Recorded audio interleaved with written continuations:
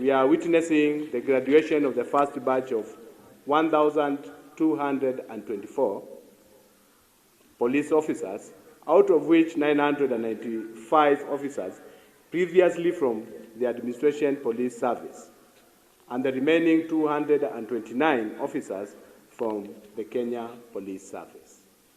Their training program was tailored to meet the dynamics in the policing in our contemporary society by sharpening their skills, knowledge, and attitude.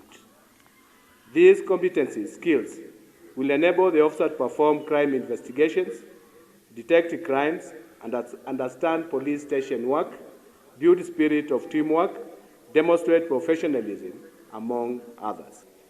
I promise you that my administration will avail all that is required to turn aspirations of this reform agenda into reality and achieve its full implementation. As I conclude, I urge you, as law enforcers, to be extra vigilant as we enter the festive season.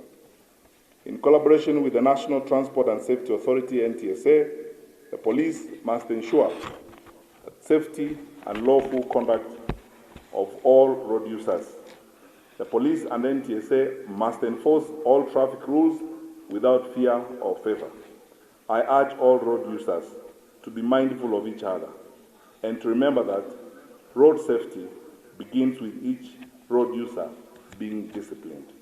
I once again congratulate you officers for successfully completing your training and displaying a very colorful parade. My administration will continue to improve on the general welfare of the police in order to enhance your performance.